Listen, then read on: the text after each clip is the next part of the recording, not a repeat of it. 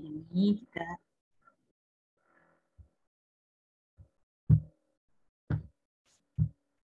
ya alhamdulillah pagi ini kita bisa ketemu lagi ya.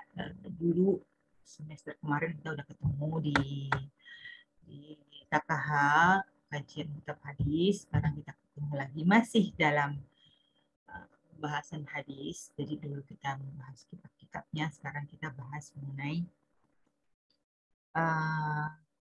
ini lebih dekat ke ulumul hadis sih, ke ini apa bagaimana kita nanti bisa mengetahui cara-cara atau metode untuk menentukan sebuah hadis itu nanti apakah dia masuk kategori sahih atau kategorinya masuk ke doif gitu kan. Jadi kan nggak semua hadis yang kita temukan di dalam kitab-kitab matan ya, di Bukhari, di Muslim, di kutub sita atau kutub sita itu kan nggak semuanya itu sahih. Nah itu kan ada kriteria atau cara-cara sendiri yang dipakai ulama untuk menentukan status hadisnya, gitu kan. Mana caranya ya nanti kita akan pelajari bersama. Ini mata kuliahnya namanya adalah kritik hadis. Jadi sebenarnya mata kuliah kritik hadis itu harusnya 2 semester. Jadi kritik karena hadis itu kan terdiri dari matan dan dari sanad. Jadi ada kritik matan, ada kritik sanad. Cuman sekarang kita digabung jadi satu, jadi kritik sanad dan kritik matan itu dalam 1 semester. Jadi nanti ada pembahasan yang khusus mengenai kritik sanad sendiri, ada pembahasan khusus mengenai kritik sanad gitu. Jadi apa sebuah hadis itu dianggap sahih ya karena sanadnya begini, karena sanadnya itu punya memenuhi kriteria yang sudah ada. Apakah hadis tersebut ketika sanadnya oke, sudah tentu matannya oke? Belum juga. Jadi nanti ada kriterianya sendiri. Apakah matannya ini memenuhi syarat untuk diterima atau tidak? Seperti itu. Jadi artinya dua hal ini, sanad dan matan ini tidak bisa dipisahkan ya, tidak bisa dipisahkan. Dua-duanya ini saling melengkapi. Kita nggak bisa terus fokus cuma di sanad aja, tapi kemudian melupakan kualitas matannya. Nah itu nggak bisa. Jadi harus dua-duanya kita perhatikan bersama. Seperti itu. Saya mau share screen dulu. Apa saja yang akan kita pelajari.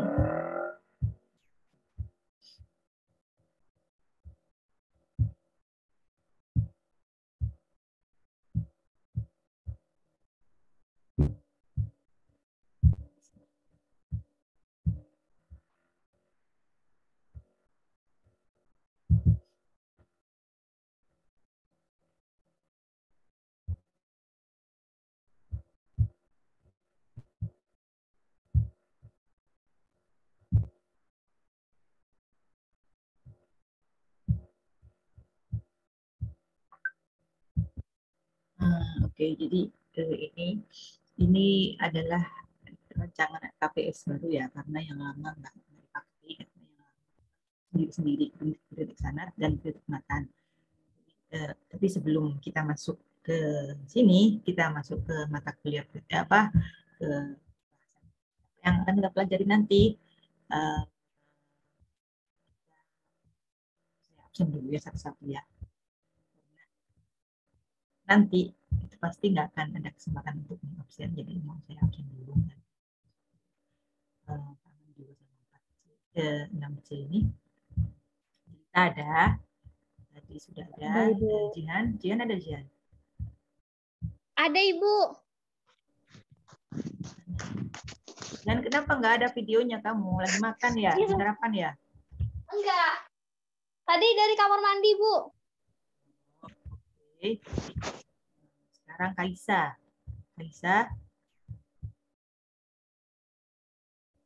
Hadir, Bu. Bentar, Bu. Ada, alhamdulillah. Kamila.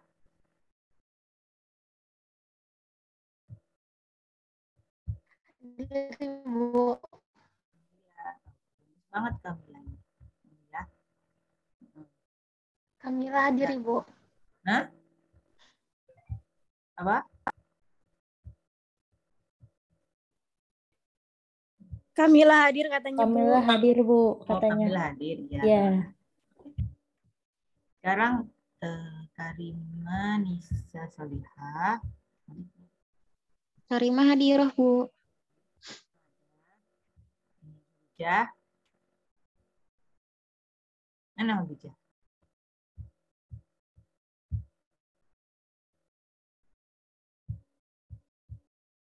Hujah ada Hujah. Di Zoom ada, Bu, tapi apa dia lagi ke kamar mandi ya?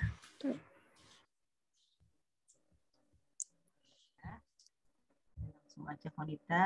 Tadi saya udah lihat Konita. Halo Ibu. Kurnia Nur Fitriani. Khadijah ada tadi gak dengar. Khadijah tadi kemana? Ada Ibu, aku kira bukan aku yang dipanggil jadi aku diem doang. Nama lain Makanya selain aku kamu. ngomongnya. Kok tiba-tiba Konita ya namaku kok ke skip ya? Oh, ternyata aku dipanggil. Hadir Ibu. Oke, sekarang Ya, yang kemana tadi? Tadi Latifah ya? Kurnia. Kurnia Nur Fitriani. Aku, Bu, hadir. Latifah. Hadir, Ibu. Lu'lu'il Maknun.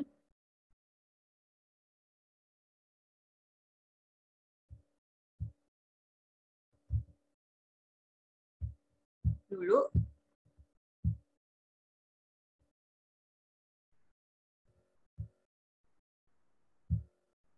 Belum masuk ya?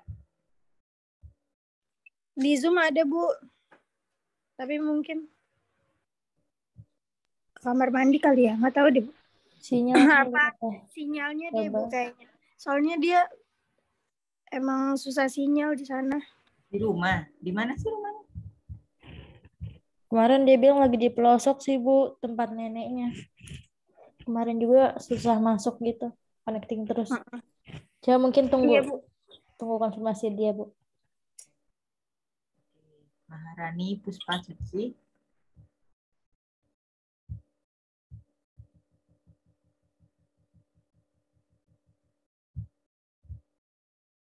Mana Maharani?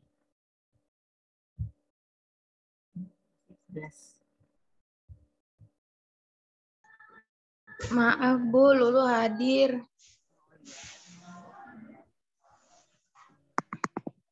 Maharani belum join, Bu. Coba saya panggil lagi, Bu. Ya. Mas Rifah. Hadir Bu. Mawadah. Hadir, Ibu. Kenapa gelap-gelapan begitu? Oh, ini apa? Lampunya di belakangnya. Iya. Oke. Miftah Fitricia. Hadir Bu. Ada. Hadir. Maulah. Hadir, Bu. Nia. Hadir Ibu. Oke, ada. Mira.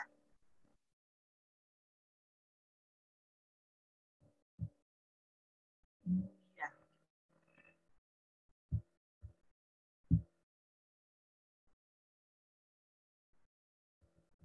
Mira kayaknya ada ya.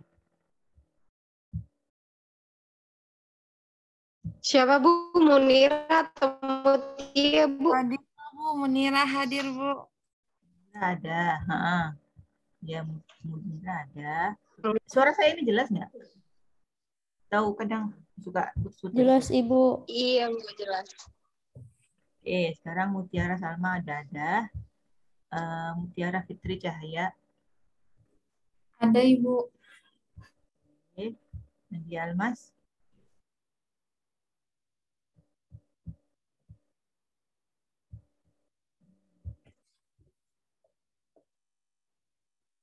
Belum ada ya? Oh, ada.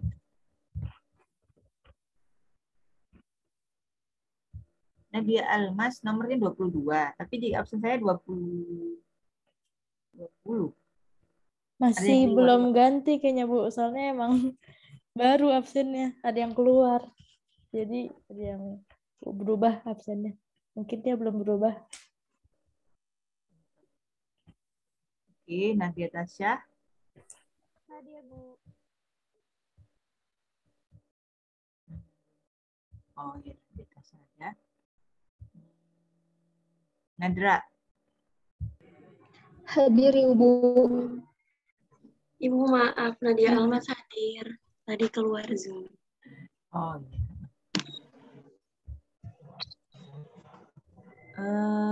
Siapa sekarang? Nafa Walia.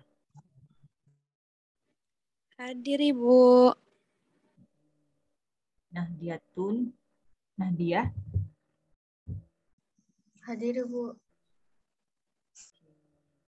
Najiatul Fadilah. Hadir Bu. Naswa Mehia. Hadir Bu. Nelly Nur Humaira.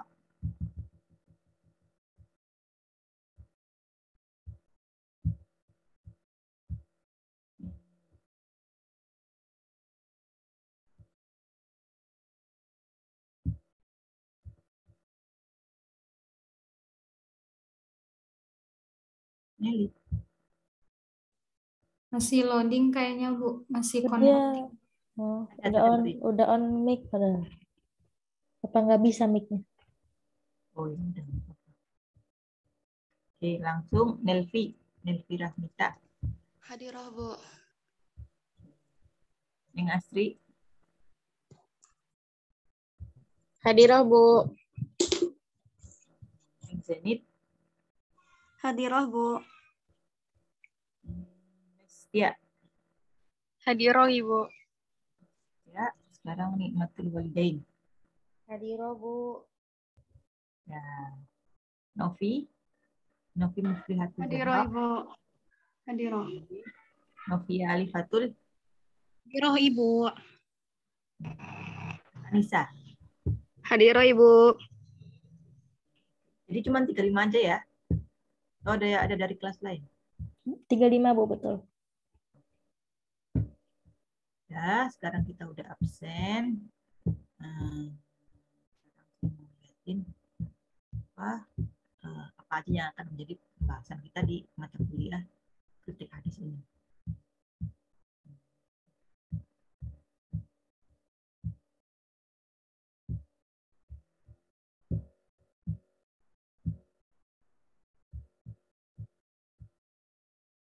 Udah kelihatan belum? Belum ya? Kelihatan, Ibu. Kelihatan Bu. Jadi Bu, Kritik hadis ini, teman-teman, lebih dekat ke ini ya, ulumul hadis ya. Saya nggak tahu teman-teman dulu ulumul hadis itu belajarnya apa. Ini Ibnu Salah ya? Atau Matan Baikuni? Kayaknya ada kan dulu sebelum, nggak tahu di semester berapa itu ada mata kuliah ulumul hadis yang membahas ulumul hadis gitu. Ulumul hadis dulu belajar Bu, kita semester 2. Apa semester 1 ya? Pakai apa tuh? Pakai Makalah aja Bu sistemnya. Jadi ya tergantung sesuai tema masing-masing. Enggak per kitab gitu Bu belajarnya. Ya nggak sih teman-teman? Ulumul hadis. Tapi bahas kayak ya macam-macam hadis, hadis sahih itu apa, hadis sahih itu apa gitu ya. Iya. Ya sama ini juga nanti lebih mengenai hal kayak gitu. Jadi bukan ke kitab kayak waktu semester kemarin kan kita bahas kitab, terus kemarin semester 5 juga hadis maudhu'i, lebih ke hadisnya gitu kan. Atau hadis juga lebih ke hadis Nabi, tapi kalau itu lebih ke ininya, statusnya, keadaannya, bagaimana dia bisa dikategorikan masuk dhaif atau masuk sahih atau masuk hasan misalnya. Jadi ya paling kita kaidah-kaidah yang dipakai dalam kritik sanad, kenapa kok kenapa misalnya ada muncul sebuah ilmu yang sangat. Jadi sebenarnya dulu itu ulama itu lebih fokusnya ke ini ya, lebih ke sanadnya. Jadi fokus utamanya itu lebih ke sanad. Makanya kalau kita lihat ulama terdahulu itu banyak kayak misalnya mereka mengembangkan ilmu syariat.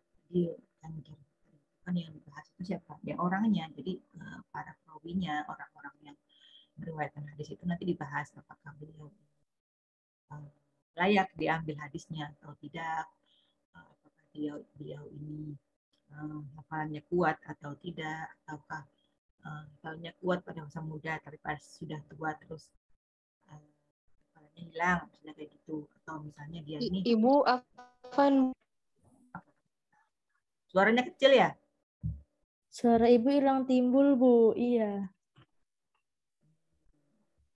Coba nggak pakai video ya? ya agak suaranya agak ada. Ya Bu, boleh. Jadi saya ulangi lagi, para ulama pada masa awal kodifikasi hadis itu lebih fokus ke matannya, jadi bukan ke sanadnya, bukan ke matannya. Jadi sanadnya siapakah yang nanti siapa aja yang meriwayatkan hadis, dilihat apakah ketika misalnya ketika seseorang tabiin meriwayatkan dari sahabat, apakah keduanya itu pernah bertemu atau tidak, itu dilihat di situ. Kalau misalnya dia nggak ketemu, berarti dianggap hadisnya itu terputus gitu kan. Terus kemudian dilihat apakah oke lah misalnya keduanya ini satu masa hidup, satu masa, misalnya sama-sama masuk kategori sahabat gitu kan ya. Cuman kan ada namanya sahabat junior, ada sahabat senior. Nah, kira-kira nih ketemu nggak misalnya Abu bin Mas'ud dengan misalnya dengan Abu Bakar, ketemu nggak? Kalau ketemu ya berarti dianggap sanadnya mutasil. Kalau sanadnya, kalau kira-kira nggak ketemu, nah ini nanti ada permasalahan lain. Nah kalau misalnya di Bukhari, orang yang tidak saling bertemu itu dia hadisnya nggak dimasukkan di Sahih Bukhari. Meskipun di kitab lain mungkin bisa diterima karena dianggap hidup dalam satu masa. Jadi seperti itu ya, nanti itu yang akan kita pelajari ya hal semacam ini. Kemudian nanti paling enggak ketika kita sudah selesai semester ini, kita paling enggak kita bisa memahami ya konsep kritik sanad dan kritik matan yang benar itu seperti apa. Kemudian bisa menjelaskan bagaimana sejarahnya dari awal, dari masa Nabi sampai masa sahabat, sampai masa tabi'in sampai masa kontemporer sekarang itu bagaimana usaha-usaha para ulama ini untuk mengembangkan ilmu yang terkait dengan kritik sanad dan kritik matan. Kemudian standarnya tahu ya, standar hadis sahih itu apa. Terus kemudian kalau misalnya nggak masuk standar itu berarti nanti dia statusnya seperti apa, apakah dia masuk hasan atau masuk dhaif. Nah itu. Kemudian nanti juga akan kita bahas mengenai hadis palsu. Hadis palsu itu kan salah satu cara untuk mengetahui ciri-cirinya itu kan, kadang-kadang hadis palsu itu rantai sanadnya itu kelihatannya bagus semua, tapi ketika dilihat di matannya nanti ketahuan kalau ini nggak mungkin Nabi bilang seperti ini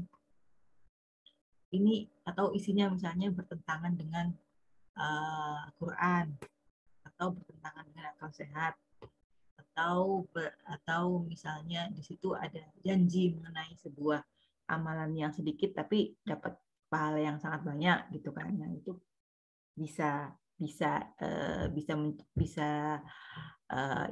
membuat orang berpikir jangan-jangan ini hadisnya palsu gitu kan. Jadi perlu diteliti lagi baik sanadnya maupun matanya. Jadi duanya ini memang dua hal yang saling berkaitan. Harus dipegang dua-duanya seperti itu. Memang semester ini pembahasan kritik hadis itu agak padat ya.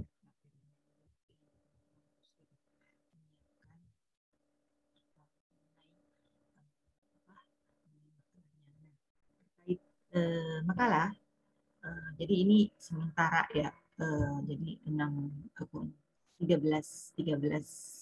pokok bahasan yang saya tulis di sini ini nanti kita masih ada kemungkinan ada perubahan sedikit ya, karena nanti akan saya sesuaikan dengan Pak Mujib. Jadi Pak Mujib kan ngajar di semester di kelas lain. Jadi nanti kita pengennya disamakan aja gitu, nanti biar seragam gitu materi yang jadi kan kalau kita sekarang pertama itu bahasanya mukadimah dan kontrak belajar. Saya akan membuat makalah, maka tidak perlu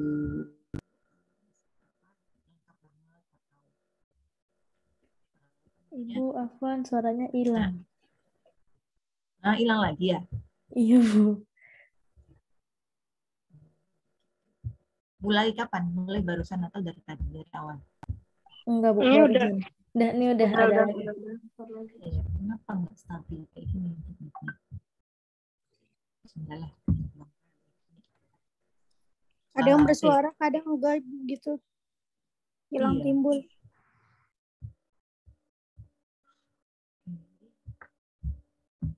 Ya udah.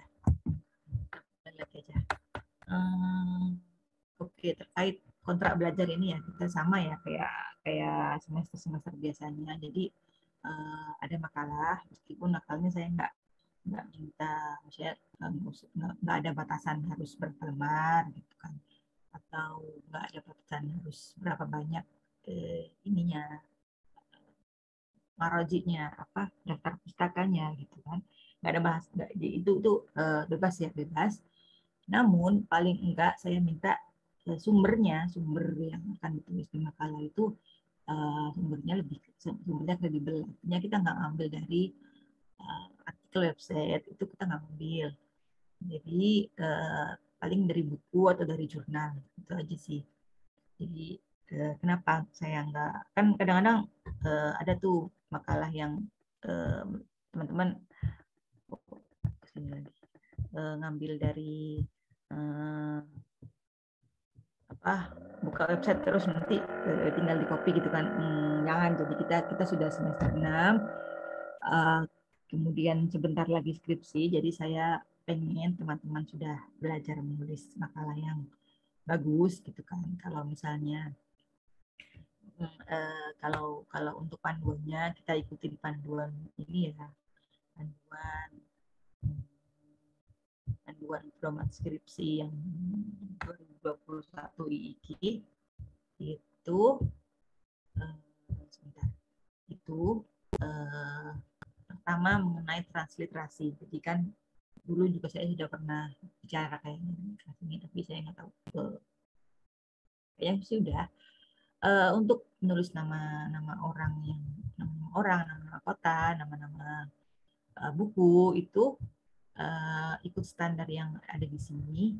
Jadi kalau misalnya teman-teman menulis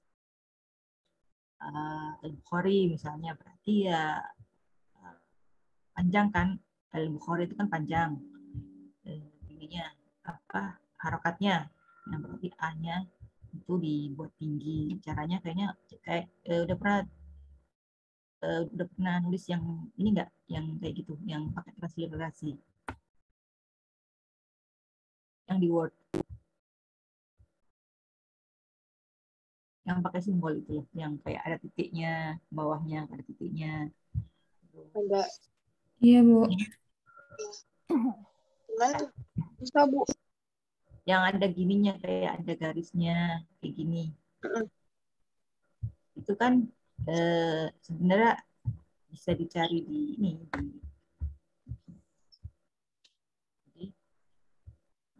bisa di simbol. Boleh, Bu. Kenapa saya pengen teman-teman udah mulai dari sekarang? Karena pertama karena kita kalau menulis nama orang, nama kota itu kan nggak boleh keliru ya. Nama buku itu kan nggak boleh keliru. Misalnya Tahdhibul Kamal, gimana nulisnya Tahdhibul Kamal? Tahdhibul Kamal itu kan pakai zal. Zal itu kan pakai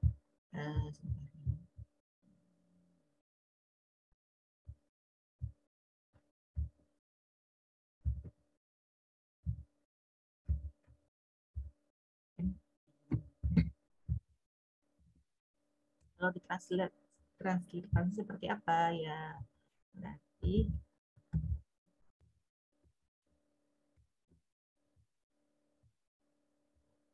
sama persis zal itu titik,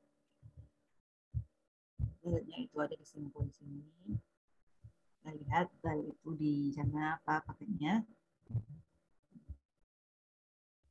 Zal di sini itu adalah huruf Z yang titiknya atas. Iya, ini karena saya udah biasa nulisnya jadi dia masih ada tertulis di sini. Kalau teman-teman mau cari ya berarti di sini dia simbol, nanti tinggal di insert. Ini panjang I itu kan tinggal di insert aja. Berarti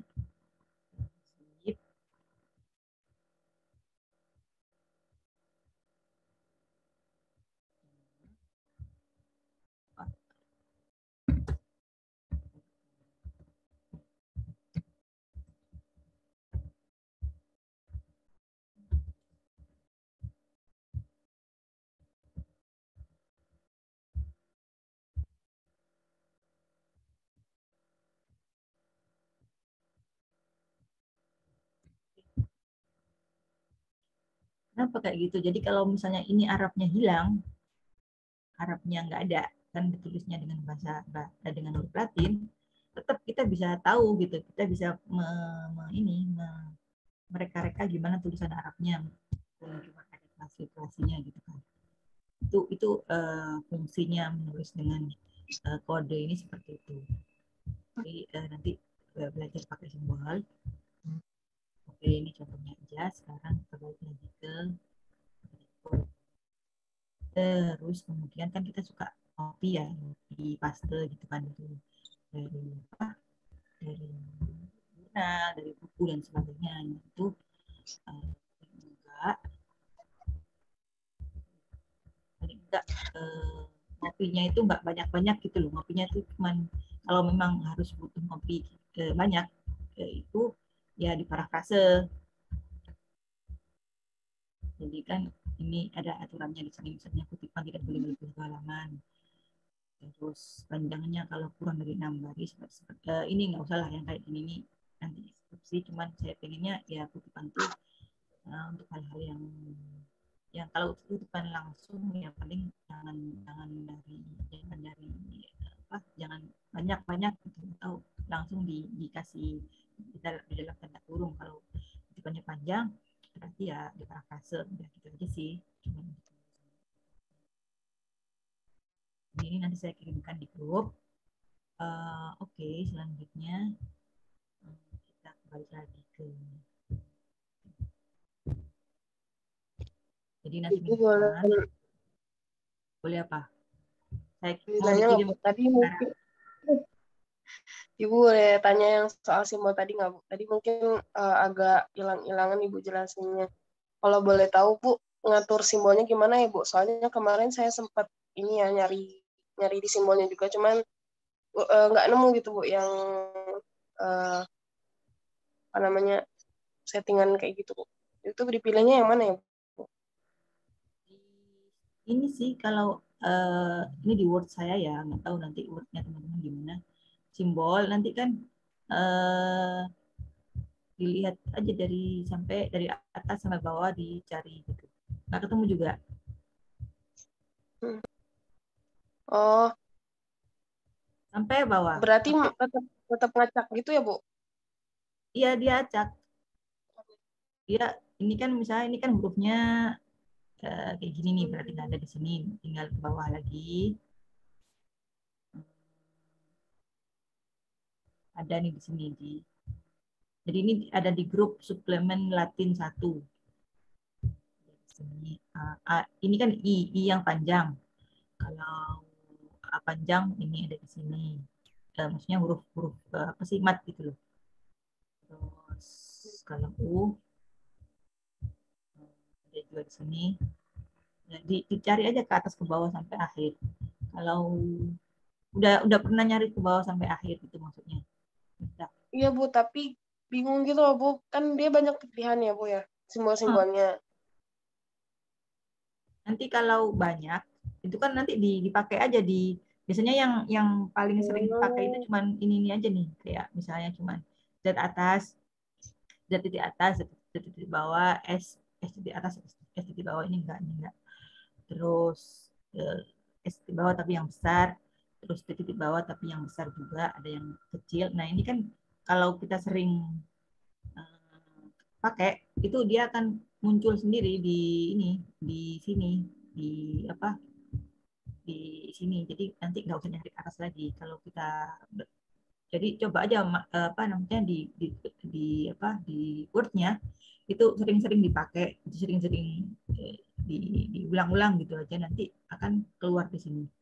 Biar nggak balik lagi ke sini, biar nggak balik lagi ke sini terus nanti nyari-nyari lagi karena dia udah save di Itu atau Ibu itu apa ya? Yang di bagian bawah itu dia otomatis keletak di sana atau bisa kita setting, Bu?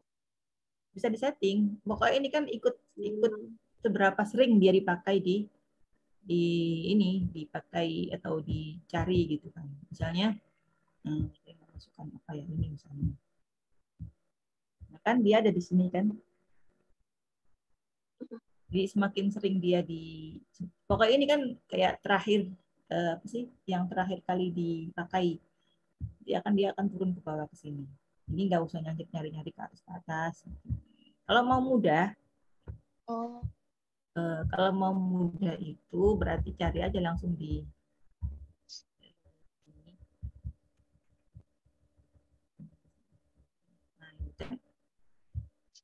nggak banyak kan yang kayak butuh karakter spesial, itu kan cuma kayak H, Z gitu. Jadi nanti dicari aja kira-kira apa yang butuh. Nanti di sini.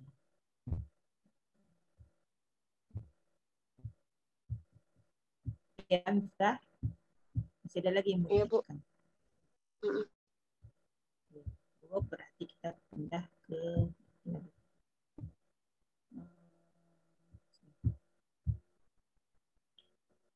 ya, terus selanjutnya minggu ke depan. Selanjutnya adalah minggu pertama untuk untuk makalah itu nanti kita ngobrolin balik lagi ke definisi sanad, definisi matan, terus apa sih maksudnya, yang dimaksud kritik sanad itu apa, kritik matan itu apa, jadi di pokok bahasannya. Selanjutnya adalah sejarah perkembangan dari awal, dari era awal Islam sampai era awal Islam itu berarti nanti kalau di sini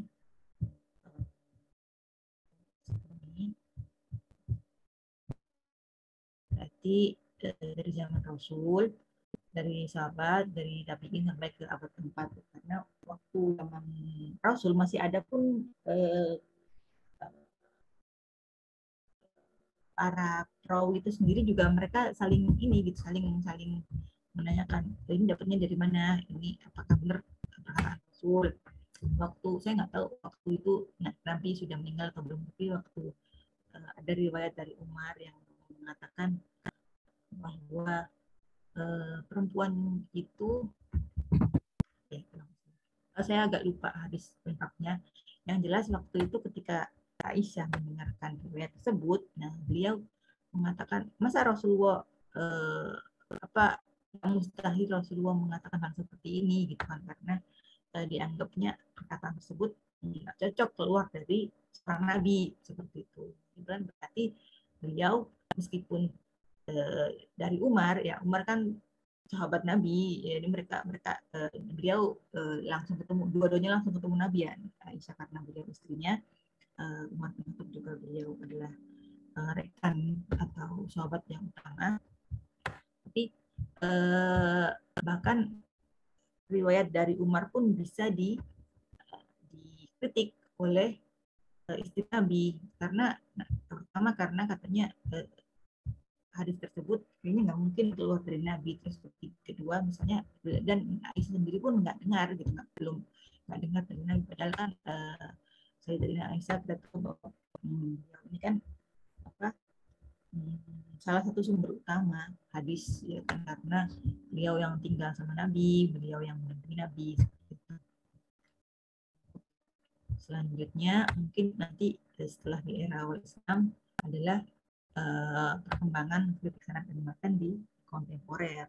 Kan kalau abad sekarang ini maupun selepas abad ke-7, 8, 9, 10 sampai sekarang ini, baik itu yang sumbernya dari Jerman Timur, jadi para ulama di timur ya, di Mesir, India, Persia, Iran, Irak, kemudian ya pokoknya di timur ya, di timur sana maupun di barat. Jadi kan banyak juga para peneliti barat yang meneliti mengenai sanad, gitu kan, hadis, gitu kan. Bisa disebutkan meskipun nggak perlu dalam ya, karena kan pasti banyak, nanti cukup singkat-singkat aja. Kemudian kita masuk ke literatur. Dari mana sumbernya kita bisa menentukan bahwa seorang itu bisa apakah seorang itu langsung dengan gurunya atau tidak, atau siapakah misalnya Ibnu Salah, siapa guru-gurunya Ibnu Salah, tahu nggak deh, misalnya Ibnu Salah lalu ke sini, Abu Hurairah, siapakah guru-gurunya Abu Hurairah, atau siapakah orang-orang yang belajar dari Abu Hurairah. Dari beberapa kitab utama yang kita bahas adalah misalnya Tahribul Kamal atau Tahribul Tahrib, dan juga karangannya Tadribur Rawi milik Imam An-Nawawi. Syarah dari Al-Irsyad, itu adalah syarah dari Muqaddimah Ibnu Salah. Ini beliau ini Tadribur Rawi ini menggabungkan antara di dalamnya berisi mengenai penjelasan sanad dan juga matan. Jadi lengkap Tadribur Rawi ini salah satunya. Jadi kalau teman-teman bisa membaca Tadribur Rawi secara lengkap, ini ilmunya itu nanti lengkap juga gitu kan, karena isinya memang macam-macam, kompleks dan lengkap lah Tadribur Rawi ini. Nanti mungkin teman-teman kalau membaca ini nanti bisa dilihat siapa menulisnya, isinya seperti apa, terus daftar isinya seperti apa gitu ya. Kemudian yang kedua ini yang agak modern ya, jadi Mustafa Azami dan Nurdin Abidin ini salah satu dua orang sarjana kontemporer yang juga menulis mengenai mengenai metodologi kritik. Jadi kalau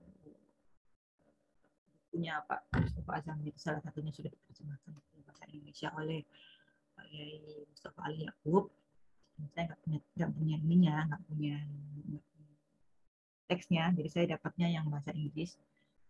Nanti teman-teman kalau ada yang di asrama dan punya soal yang sudah diterjemahkan, alhamdulillah gitu kan, tinggal membacanya. Oke, selanjutnya adalah sirat tahammul wal adab. Jadi ketika seseorang itu menerima hadis dari gurunya, atau dia mendengar di masjid ada pengajian dan kemudian dia mendengarkan hadis dibacakan, atau misalnya ada dengar dari orang gitu kan, itu ini namanya sirat tahammul wal adab. Jadi kalau misalnya teman-teman baca hadis, kemudian haddasana Abu Hurairah an siapa misalnya kan, haddasana Jadi, haddasana itu berarti dia pakai sigot yang namanya haddasana. Haddasana ini berarti kalau misalnya seseorang tersebut itu jadi gurunya membaca, terus dia dengar gitu kan. Itu haddasana. Jadi orang ada di depannya gitu, ada dibacakan sama gurunya. Kemudian ada lagi misalnya amba'ana atau misalnya an gitu kan, an statusnya an Abu Hurairah an Abi Hurairah an siapa lagi an siapa. Nah itu ada, kemudian ada ijazah, ada wijadah, ada sima'ah. Nah, itu namanya macam-macam sigat tahammul wal ada.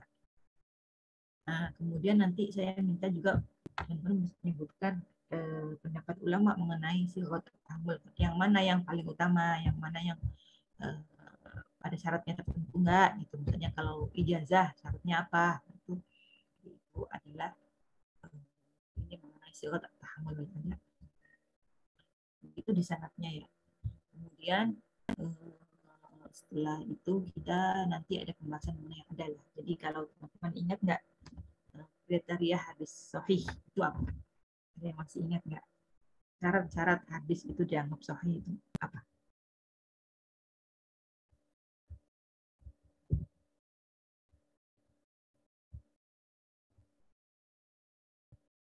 Ayo, siapa yang masih ingat?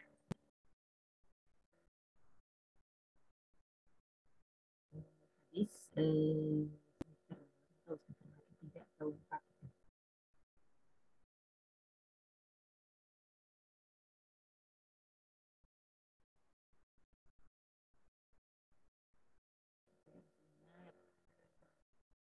Ada 6 itu, ada 6.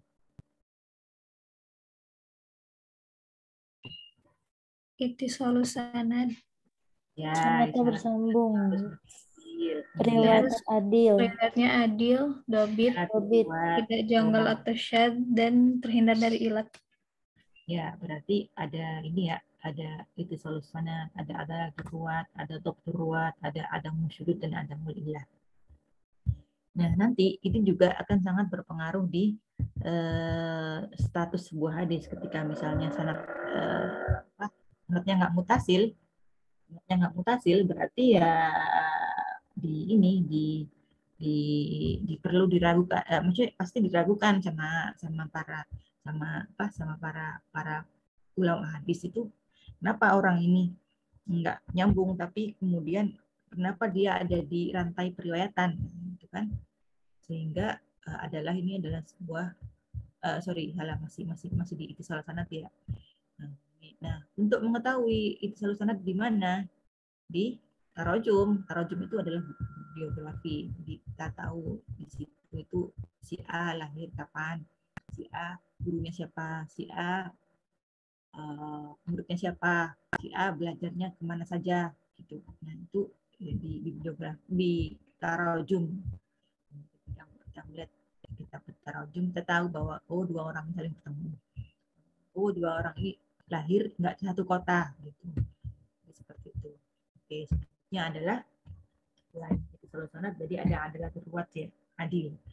Nah, adil itu apa? Nanti disebutkan adil secara bahasa itu apa, kemudian hadis adil menurut ulama hadis itu apa, kemudian kriteria adalah itu apa, dan contohnya harapannya seperti apa. Sama juga dokter ruwat nanti. Jadi adil dokter ini satu satuan sebenarnya. Kemudian nah ini kemudian kita pindah ke perbandingan antar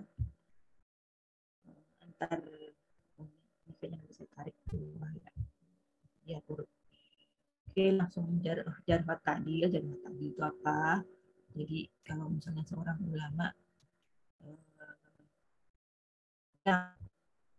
misalnya setelah hadisnya terus di bawahnya dibilang innahu laisa bisiqoh gitu. Berarti maksudnya apa? Nah, ini nanti di dalam jarh ta'dil disebutkan. Kemudian literaturnya apa yang dipakai untuk menjarah dan ta'dil seorang rawi gitu kan. Nah, kemudian syad dan ilah, jadi definisinya apa, kemudian literaturnya seperti apa, dan contohnya seperti apa. Terus kemudian ini dalam satu hadis, jadi misalnya kadang-kadang ada hadis yang diriwayatkan secara kata-kata, dan juga yang diriwayatkan secara makna. Ada juga satu hadis, satu tema, satu bahasan, tapi apa namanya, ada kata-kata yang berbeda dalam hadis tersebut, gitu kan. Contohnya kalau kita sempat ya teman-teman dulu belajar di semester 3 kalau masalah itu ada hadis, itu kan di situ ada macam-macam hadis ya yang bukunya. Nah, itu biasanya riwayat lainnya itu mirip-mirip, cuma ada beda satu kata, dua kata itu. Nah ini biasanya para ulama diperbandingkan.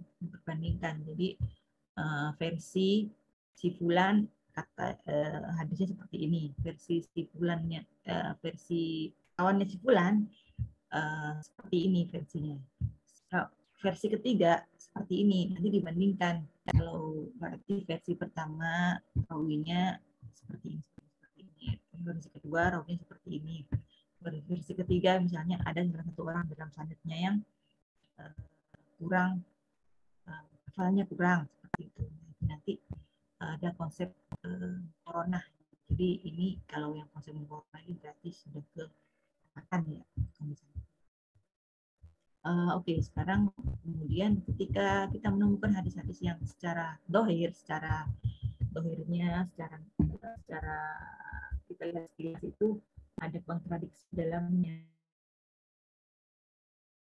hadis yang kontradiktif gitu, saling bertentangan. Nah, itu gimana? Jadi para ulama ketika ketemu dengan hal seperti ini nanti akan mereka punya metode sendiri ya, ada konsep jamak, jadi dikumpulkan keduanya, jadi dua hadis itu dijadikan satu, misalnya kalau satunya ini dipakai dalam keadaan ini, satunya lagi dipakai dalam keadaan yang lain, dijadikan satu, dijamak namanya. Kalau kemudian yang kedua ditarjih, salah satu dimenangkan atas yang lainnya. Atau misalnya ada konsep nasakh, ternyata hadis yang pertama itu sudah dinasah, sudah nggak berlaku lagi, yang berlaku itu sekarang hadis yang kedua. Nah, ini kan nggak semua tahu. Mungkin sekarang kita tahu yang ada di beberapa sahabat yang tahunya cuma hadis A, hadis yang pertama. Ada beberapa sahabat yang tahu ada hadis pertama dan ada hadis kedua. Nah ini nanti kontradiktif kan. Atau misalnya tawakuf, jadi tidak bisa dijamak, tidak bisa ditarjih, nggak ada nasah, ya berarti tawakuf saja. Atau ya udah masing-masing dipakai di tempatnya gitu. Selanjutnya nanti ada hadis palsu, definisinya, penyebabnya, kemudian ciri-cirinya nanti. Jadi ini yang akan kita pelajari di semester ini. Mungkin agak berat ya, agak penuh gitu ya, maksudnya bahasanya dalam, tapi insya Allah nanti kita bersama, sehingga paling nggak setelah selesai semester ini kita sudah bisa membedakan gitu kan, kita bisa tahu. Jadi kemudian kalau ada hadis yang doif, kita nggak kita nemu sebuah hadis yang secara kan kadang-kadang doif gitu kan, nah, kita tahu doifnya itu kenapa gitu kan. Doifnya misalnya karena ada hilal di orangnya, doifnya misalnya doif banget atau doifnya tidak terlalu. Nah ini nanti bisa kan sebenarnya pada masa Islam awal itu kan hadis itu cuma dua, hadis doif dan hadis sahih gitu aja. Yang kriteria lain misalnya kayak Hasan li ghairihi, itu kan muncul agak belakangan di eranya Imam At-Tirmidzi. Ini terkait dengan hal yang akan kita bahas nanti. Jadi ini sementara, kalau nanti ada perubahan saya kasih tahu segera.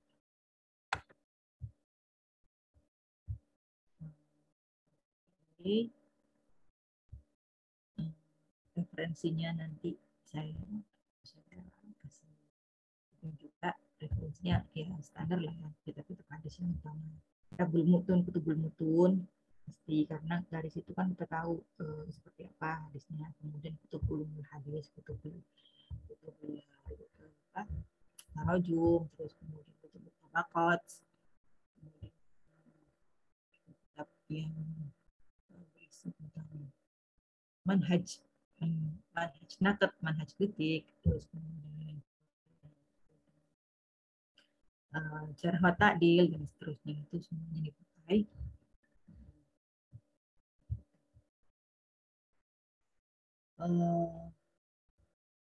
Itu mungkin ya cukup sedikit dari saya. Oke, untuk penilaian kan seperti biasa ya, dari 30% keaktifan dan makalah dan absensi, 30% nilai UTS, 40% nilai UAS.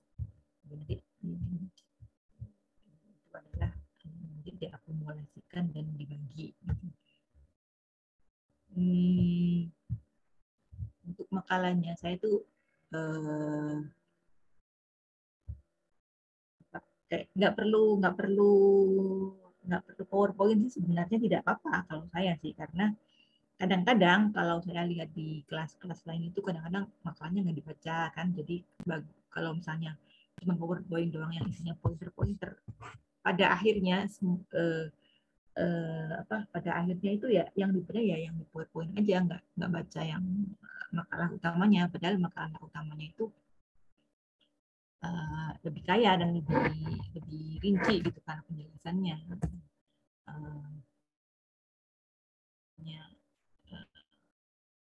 Saya nggak tahu kalau di teman-teman di kelas 6C ini dibaca nggak makalahnya sebelum dipresentasikan, tapi kalau nggak baca ya mendingan nanti di kelas itu ketika presentasi ya dibaca aja makalahnya, nggak perlu. Oke. Selanjutnya ini apa untuk pengumpulan, karena makalahnya sih sebenarnya saya nggak bebas ya, mau panjang mau pendek, mau itu bebas, mau referensinya banyak atau sedikit itu bebas. Saya sih pengennya dikumpulkan, paling nggak kita sepakati ya, misalnya tanggal berapa gitu, Februari misalnya kita kumpulkan, nggak usah terlalu kurang banget, saya 80% lah gitu. Nanti saya koreksi, nanti saya balik lagi, kurang di sini, nanti pasti presentasikan tuh sudah sempurna seperti itu, sehingga selesai semester genap nanti kita punya kenang-kenangan gitu, pengumpulan makalah yang sudah nggak perlu ada revisian lagi, sudah bagus karena sudah direvisi di tengah-tengah. Oke, sekian itu dulu dari saya mengenai apa saja yang terkait dengan kritik kematangan. Silakan teman-teman kalau ada pertanyaan.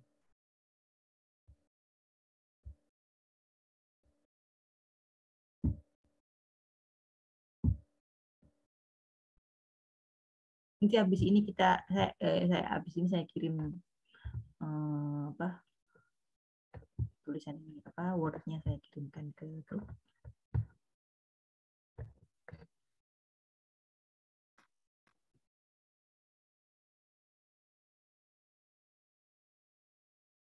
Jadi kalau lihat judulnya kritik sanad dan matan itu kan kayaknya berat gitu, tapi insya Allah nggak terlalu, karena kita nanti sebenarnya cuma matkul aja, ada pendahuluan gitu kan, mengenai metodologi yang dipakai para ulama untuk supaya menjaga kemurnian hadis yang datang dari Nabi gitu kan. Jadi hadis yang sampai kita sekarang itu sebenarnya ada usaha yang besar yang datang dari para ulama dahulu untuk menjaga supaya hadis ini tuh bukan hadis yang bukan sesuatu yang palsu gitu kan, atau tambahan, atau misalnya perawinya itu bukan orang yang kredibel, enggak. Dari awal tuh para ulama tuh fokus banget untuk mencari mencari dan mempelajari dan mengkritisi sebuah hadis-hadis yang datang dari Nabi, hadis-hadis yang datang ke mereka, hadis yang mereka terima hadis, kemudian dicek ini orangnya seperti apa gitu, isinya seperti apa, isinya apakah bertentangan dengan Al-Quran tidak, bertentangan dengan konsep itu tidak, dan sebagainya.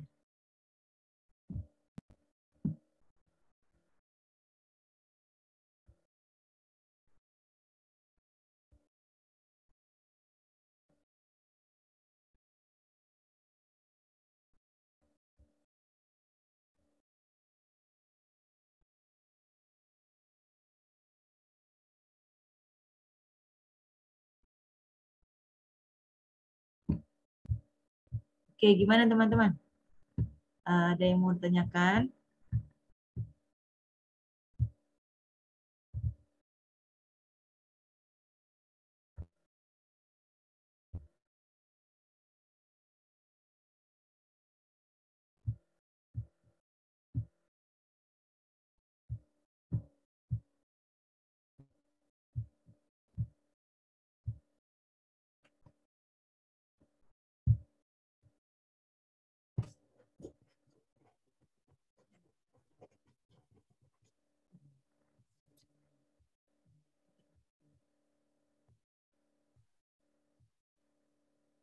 Maaf Bu, tadi nggak ada suaranya. Barusan? Iya. Barusan atau dari kapan? Dari habis selesai Barusan. penjelasannya? Barusan ini Bu. Kan cuman saya lagi nunggu aja. Ada yang mau tanyakan nggak mengenai kritik hadis ini?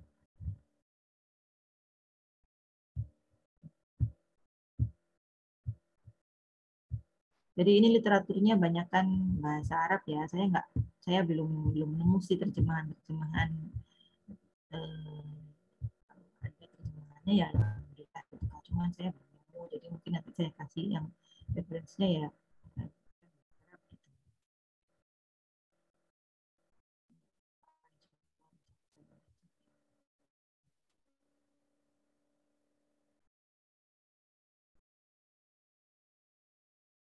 Ibu suaranya hilang, Bu. Ya emang saya nggak ngomong. Saya diem. Ibu kan lagi ngomong. Gimana? Masih ada yang mau tanyakan? Kalau nggak ada, alhamdulillah kita akan cuma perkenalan, jadi nanti sudah cukup kayaknya. Nanti tinggal disepakati aja kapan kira-kira teman-teman bisa ngasih saya draft makalahnya, dikumpulkan bersama hari apa gitu kan. Kan ada ada drive kan. Teman-teman pasti itu kan pasti ada drive-nya. Jadi taruh di situ, nanti kalau udah ada semua saya udah lihat. Oh, jadi makalahnya ditentukan semua kelompok selesai gitu ya, Bu ya? Iya.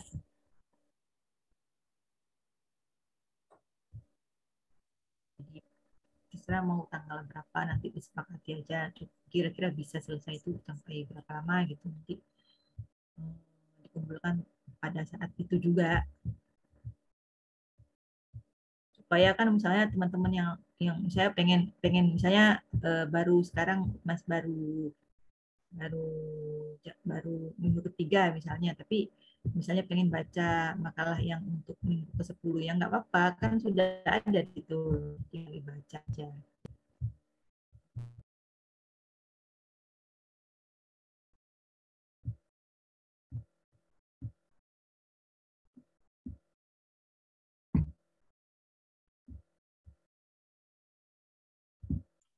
Ibu izin nanya untuk sistem UTS UAS-nya seperti apa, Ibu?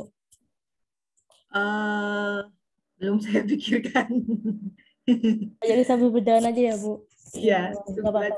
Ya. Belum kepikiran sih ya Allah, baru pertama coba. Baru mau kodimah. Soalnya ada beberapa dosen yang udah ngajuin gitu, jadi gitu. Kirain Ibu juga ada gitu langsung. Saya ngobrol juga sama Pak Mujib kan, jadi dia temanin gitu misalnya. Jadi, belum.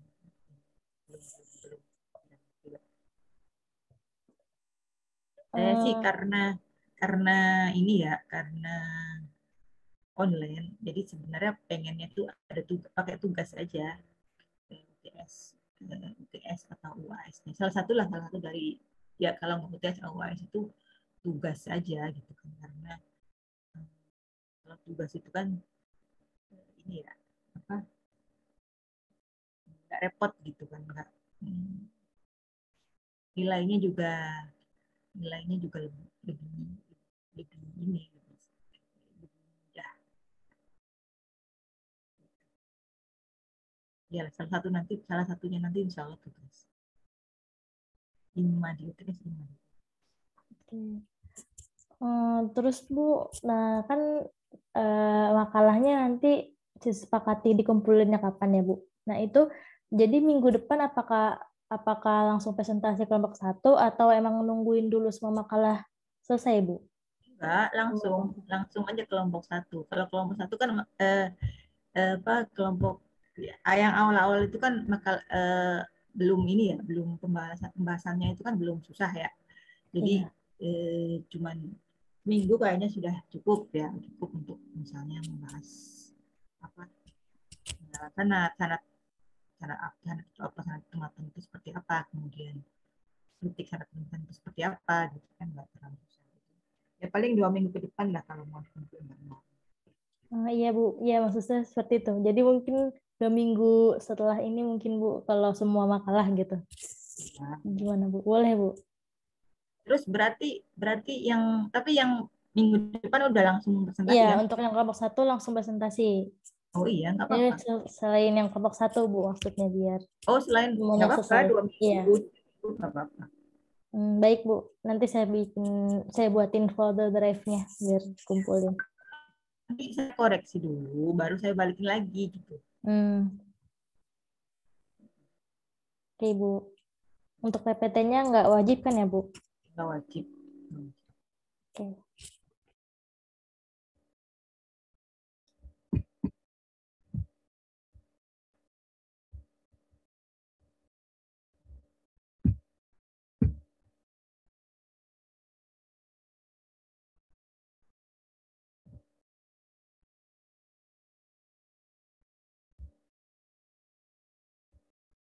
Oke, masih ada yang mau ditanyakan?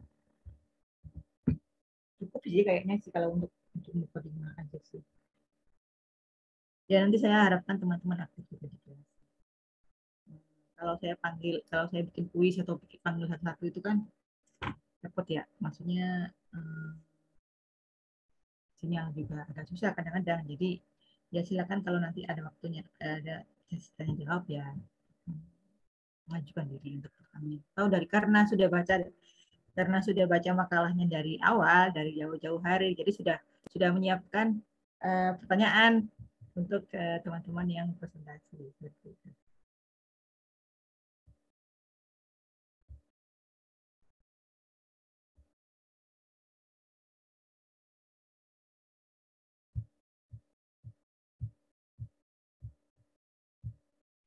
Oke, baik Bu, sepertinya sudah cukup Bu. Ya. Nggak ada yang ditanyakan lagi teman-teman. Nanti bisa disambung di WhatsApp lah itu. Iya Bu, siap Bu. Nanti Jeli, ini ada semua masuk semua. Ada Bu, iya ada semua alhamdulillah. Berarti nggak ada yang absen ya? Nggak ada Bu. Yang kendala mic juga di chat udah bilang hadir Bu. Saya juga chat pribadi hadir katanya. Saya laporan langsung ke siapatnya itu. Oke, kalau tidak ada yang mau tanyakan lagi, saya cukup ya.